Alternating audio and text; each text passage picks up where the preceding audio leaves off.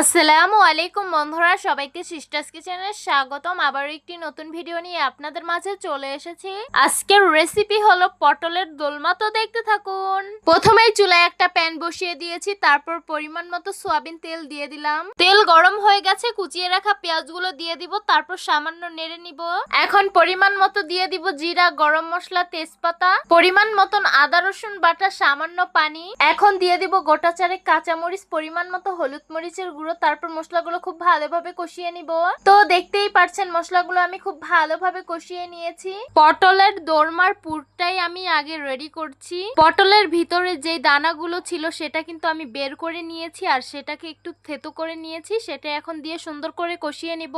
মশলাগুলো সুন্দর করে কষিয়ে নিয়েছি। ধুয়ে রেখেছিলাম মুরগির মাংস, সেগুলো এখন দিয়ে খুব ভালোভাবে কষিয়ে নিব। স্বাদ মতো লবণ দিয়ে দিব, পরিমাণ মতো মরিচের গুঁড়ো দিয়ে দিব, সামান্য একটু পানি দিয়ে খুব ভালোভাবে কষিয়ে নিতে হবে। এই তো মাংসগুলো খুব ভালোভাবে কষিয়ে নিয়েছি। এখান থেকে কিছু মাংস উঠিয়ে নিব, আর সামান্য মাংস রেখে দিব এখানেই। পটলগুলো আমি সুন্দর করে চেঁচে নিয়েছি। এখন একটা চাকুর সাহায্যে এটাকে মাঝখান থেকে একটু কেটে নিব। তারপর একটা চামচের গুঁড়ার সাহায্যে এই পটলের ভিতরের দানাগুলো বের করে নিব। আপনারা দেখলেই বুঝতে পারবেন কিভাবে আমি বের করতেছি। পটলের ভিতরে বেশি দানা নেই, তার জন্য বের করতে বেশি সময় লাগেনি। এইভাবে আমি সব কয়টা পটলের ভিতরে দানা বের করে নিয়েছি, দেখতেই পারছেন। মাংসের যে পুরটা বানিয়েছিলাম সেটাই এখন একটা চামচের সাহায্যে পটলের ভিতরে দিয়ে দিব। আমরা কিন্তু আপনাদের খুবই সিম্পল ভাবে রেসিপি দেওয়ার চেষ্টা করি, যাতে এটা আপনারা বাসায় ট্রাই করতে পারেন। বাই দ্য ওয়ে, আমাদের মাটির চুলার রান্না আপনাদের কাছে কেমন লাগে অবশ্যই কমেন্ট করে জানাবেন। তো দেখতেই পারছেন সবগুলো পটলের ভিতরে পুর ভরা হয়ে গেছে। যেই পুরটা রেখেছিলাম সেটাই সামান্য পানি দিয়ে দিব, আর বলক আসার অপেক্ষায় থাকবো। তো দেখতেই পারছেন তরকারিটা বলক এসে পড়েছে। রেডি করে রেখেছিলাম পটলগুলো, সেগুলো এখন দিয়ে দিব।